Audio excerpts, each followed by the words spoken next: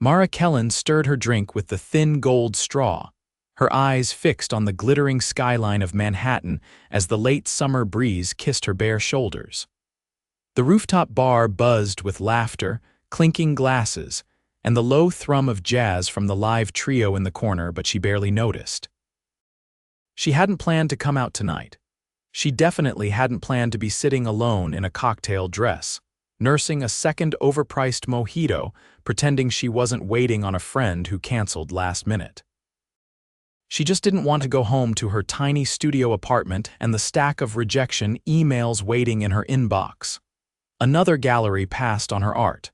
Not the right fit, they said. Again, her dream of making it in the city was starting to fray at the edges.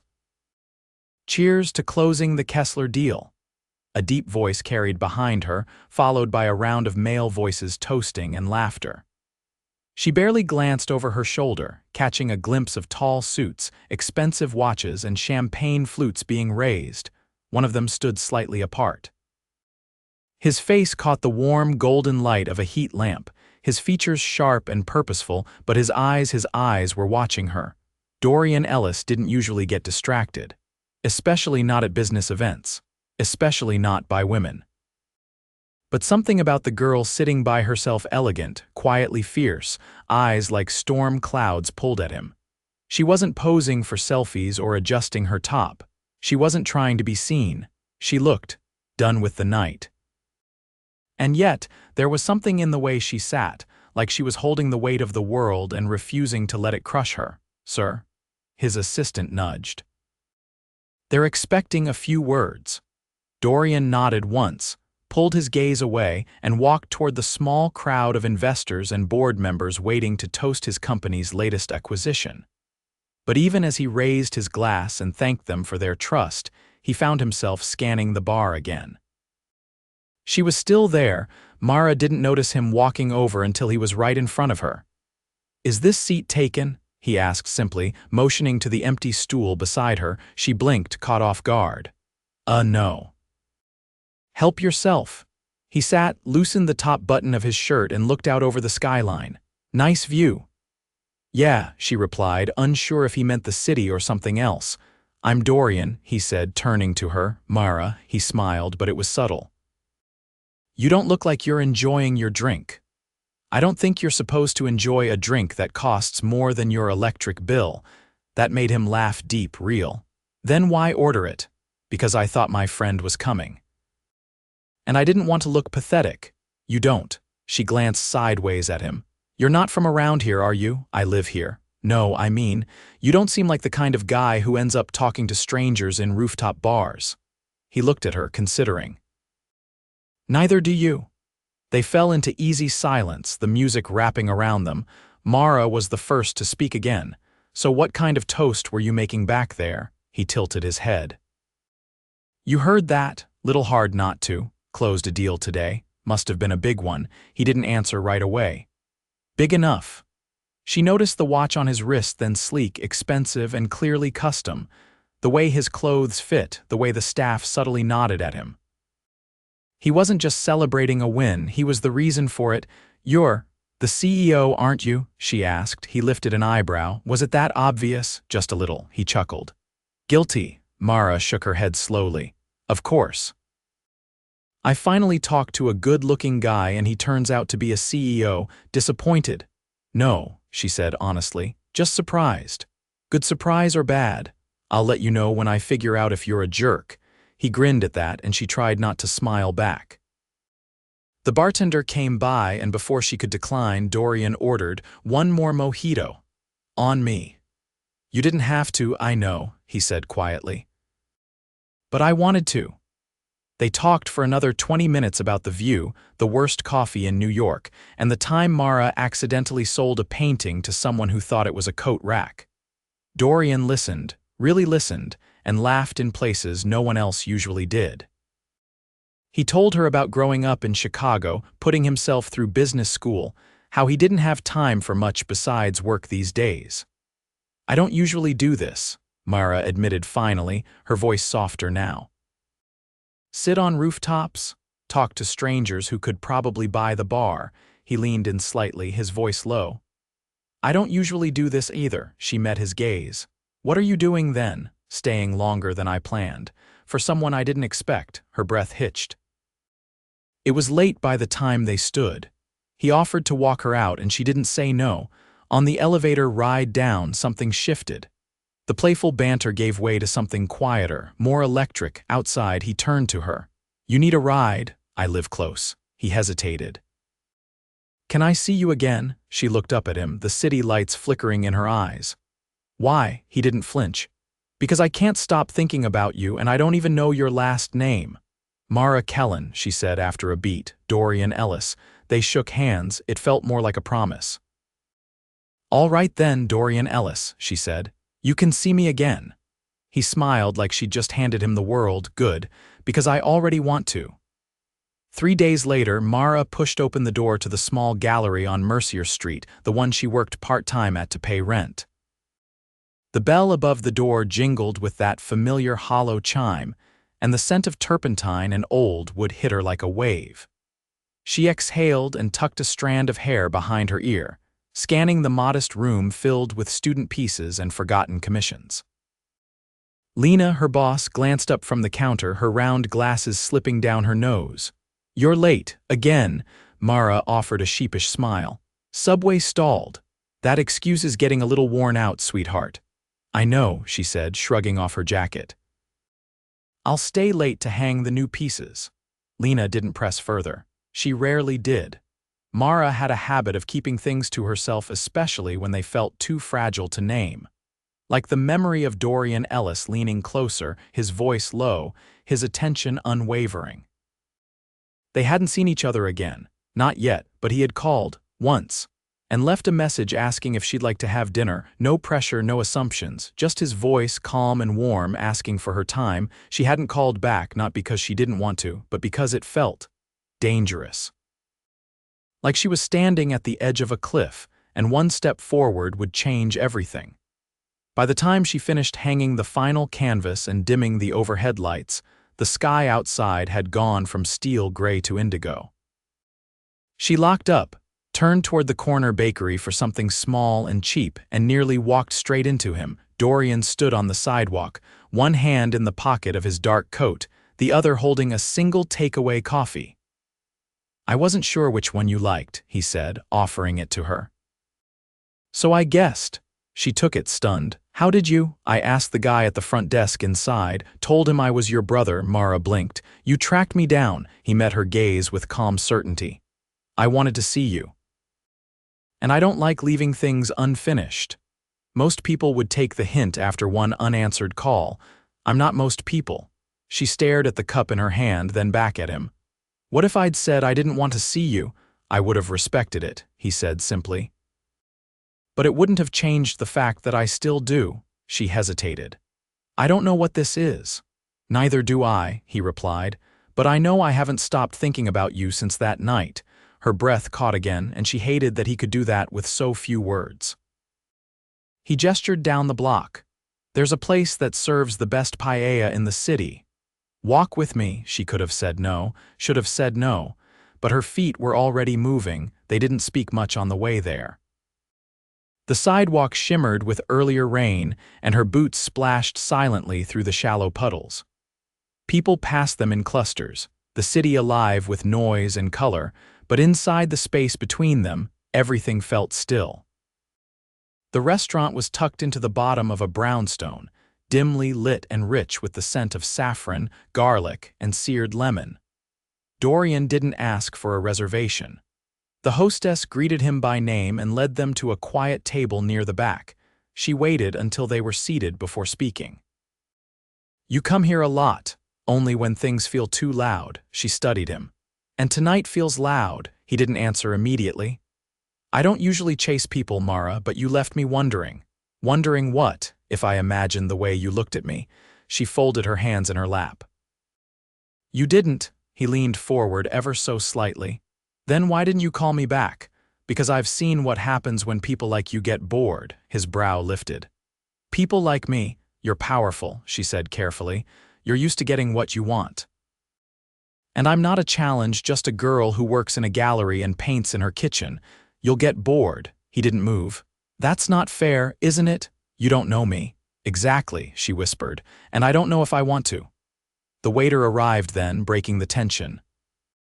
They ordered, barely tasting the food that followed.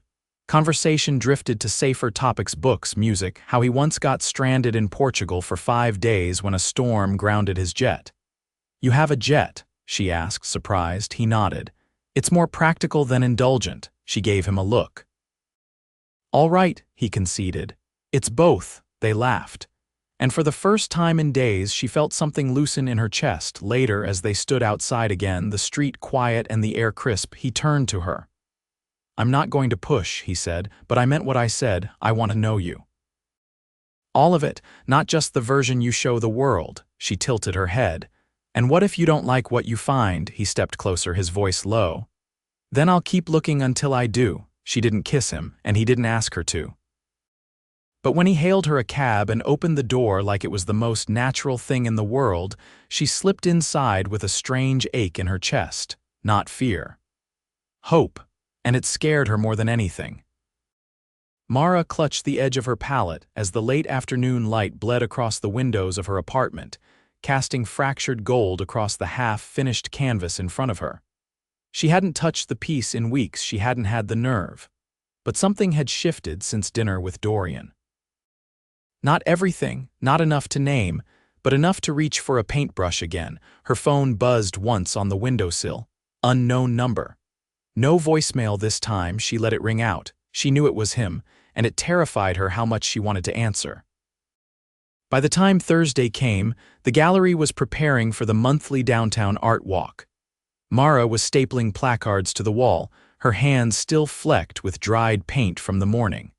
Lena had stepped out to grab supplies, and the space was quiet until the door swung open. Dorian walked in, dressed in a deep navy overcoat that reached just past his knees, the collar turned slightly up against the wind. He didn't speak at first, just looked at her.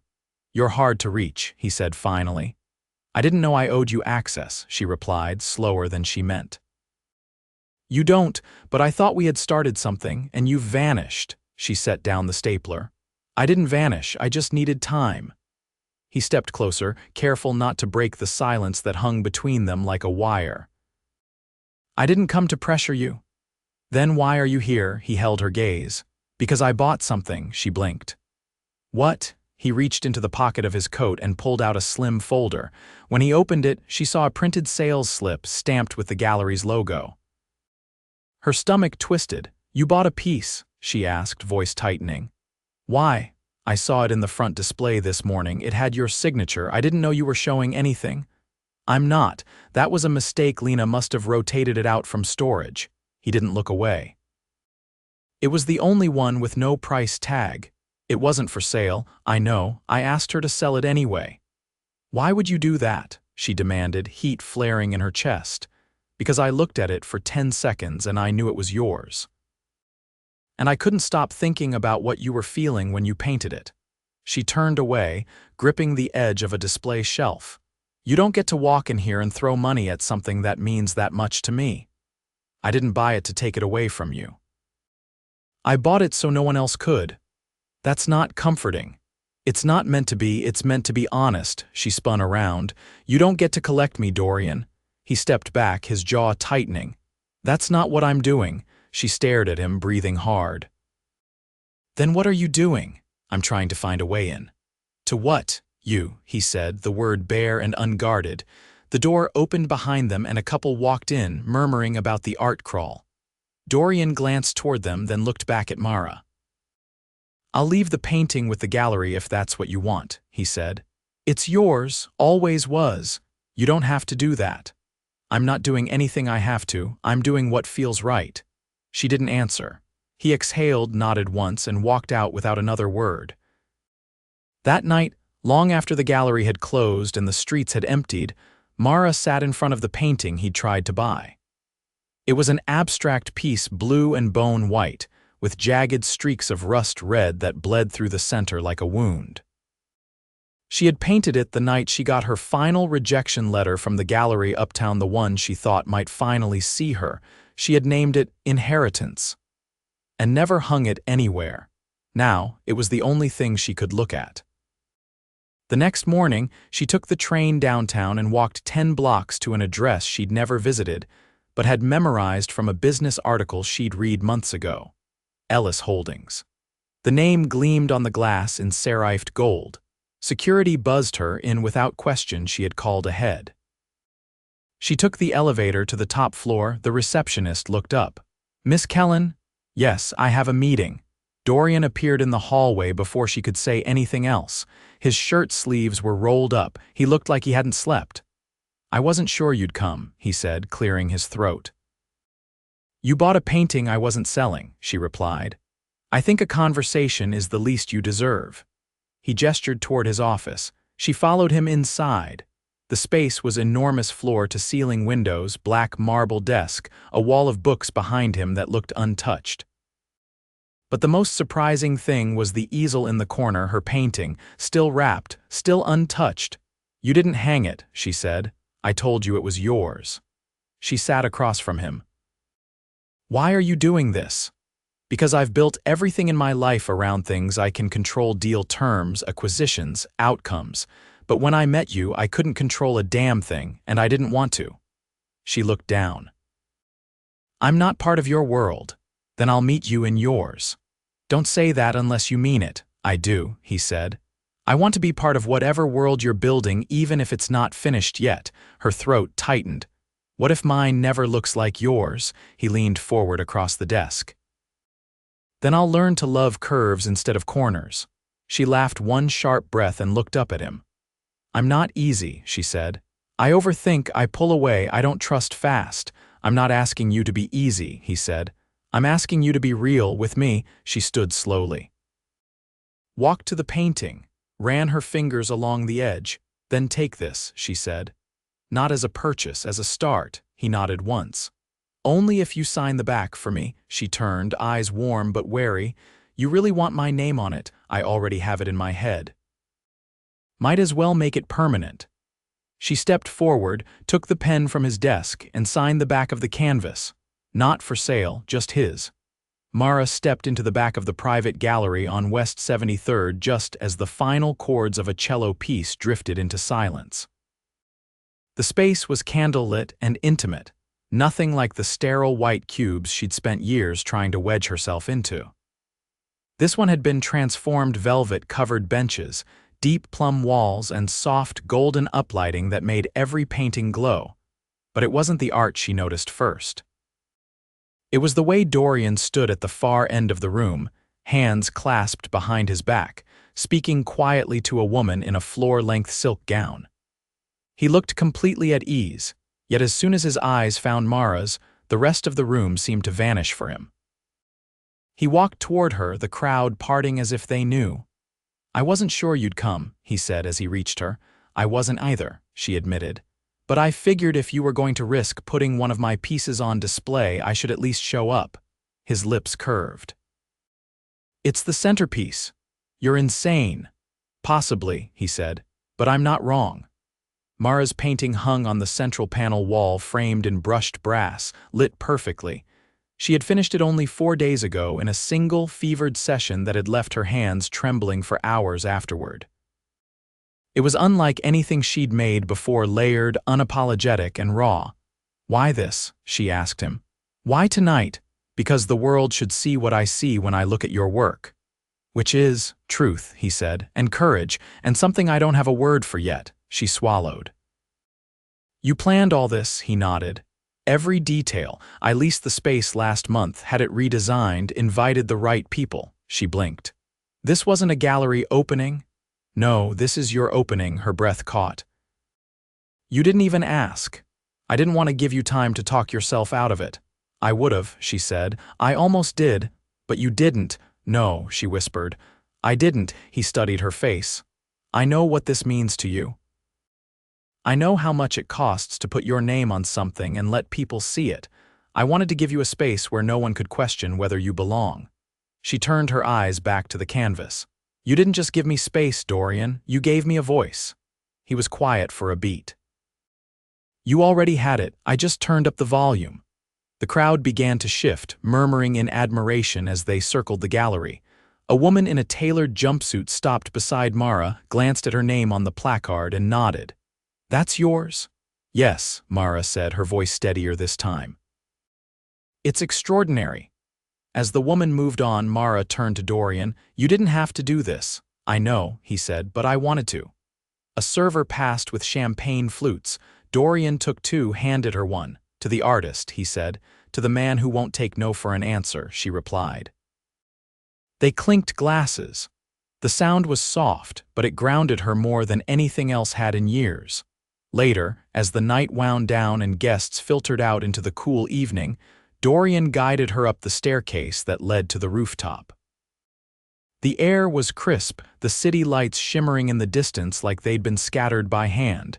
She stepped to the edge of the railing and looked out. "Feels like a lifetime ago." "What does?" "The night we met. That rooftop bar. Me sitting there thinking I was invisible." He stepped behind her, wrapped his arms around her waist. "You were the only thing I saw." She leaned back against him. "You keep doing that." "What?" "Finding ways to make me believe in things I had given up on." He turned her gently, his fingers at the base of her neck. "Mara, you've spent your whole life giving your soul to your work. Let someone give something back to you. I don't need saving." "I know," he said quietly, "but I think we both needed finding." She looked up at him, her eyes soft but certain. "I'm scared."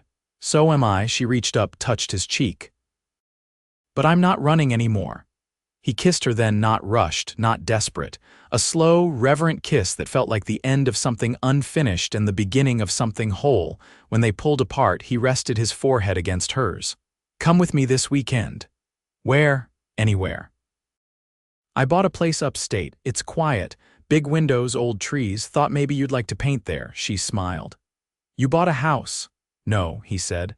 "I bought a future. I just didn't know who it was for until now." She laughed, the sound light and disbelieving. "You're ridiculous. Only for you." She nodded slowly. "Okay, let's go." He didn't answer. He just took her hand, kissed her palm, and held it against his chest. They stood there as the city breathed below them, two people who had met by accident and ended up exactly where they were meant to be. And for the first time in years, Mara didn't feel like she was waiting for her life to start. It had already begun with a rooftop, a stranger, and a love that was anything but ordinary. The drive upstate was longer than Mara expected, winding through thick woods and sleepy towns where the trees burned gold and rust with the change in season. Dorian didn't play music. He didn't need to. The quiet between them was full, not empty, and every now and then he'd reach over and brush his fingers against hers. No words, just grounding. When they pulled up to the house, her breath caught. It wasn't a mansion. It wasn't a statement.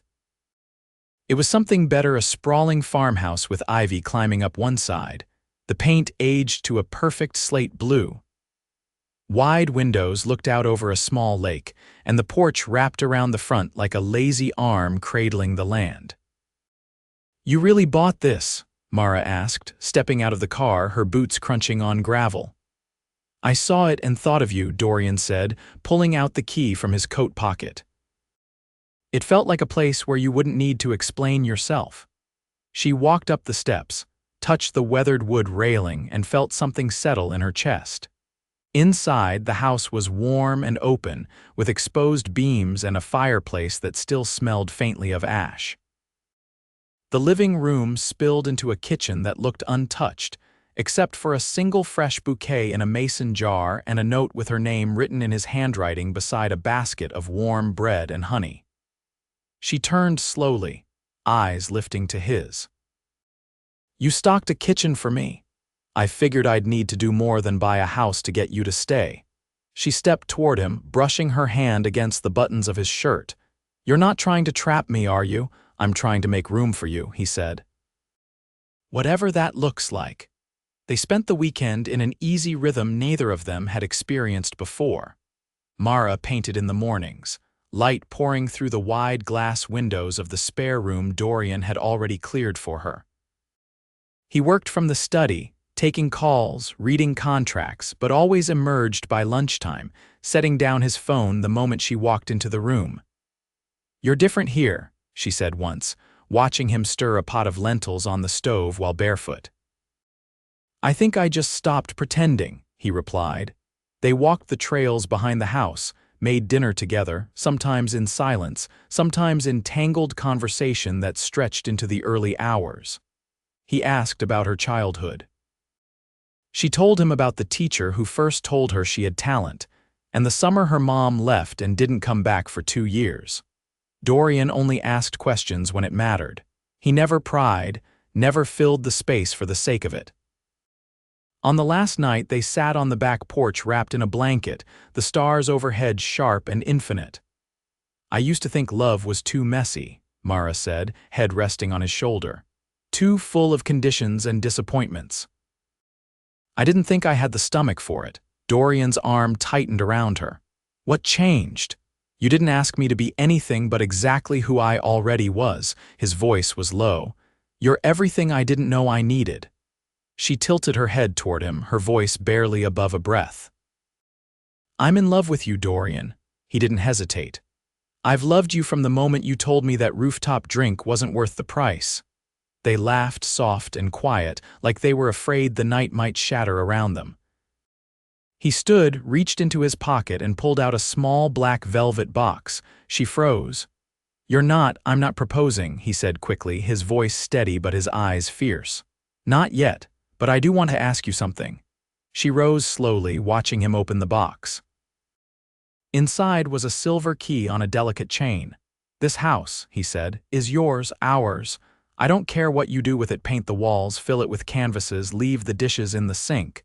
But I want you to know you have a place that's yours. Always." She stared at the key, then at him. "No strings," he shook his head, "just a promise that I'm here and I'm not going anywhere." She took the key, wrapped her fingers around it, and stepped into him. "I don't want just the house," she said quietly. "I want the life that comes with it." "With you?" He leaned down, his lips brushing hers, and the kiss that followed was slow and sure, the kind of kiss that didn't ask for anything but gave everything. 3 months later, Mara's name appeared in the New York Times arts section beside a photo of her new solo exhibition. Critics praised the emotional clarity of her work, noting the sudden shift in tone, bolder, more certain, unapologetically intimate. She didn't read the full article. She didn't need to. She was already back at the farmhouse, barefoot in the kitchen with paint on her hands, while Dorian poured wine and grilled fish on the back patio. "Did I tell you the gallery wants a second showing?" she asked, flicking a bit of dried paint toward him. "You did," he said, catching her wrist and pulling her in for a kiss. "And you didn't tell me that your company's stock just hit a record high. I figured we'd celebrate the more important win, which is you coming home to me." She rolled her eyes, laughing. That was dangerously close to cheesy. It was honest. They ate dinner on the porch as the sun dipped behind the trees. Later, Mara curled up beside him on the couch, the fire casting flickering shadows across the room. Dorian brushed a curl from her forehead. "You ever think about the odds?" "Of what?" "Of a girl with paint on her jeans and a man buried in boardrooms somehow ending up here." She smiled against his chest. "No, I think about how lucky I am you sat down next to me that night." He kissed the top of her head. "I didn't sit down. I fell." And neither of them ever got back up, because what they found in each other wasn't just love, it was peace. It was home. It was the kind of ending that didn't need fixing, only living, and they did every day, together.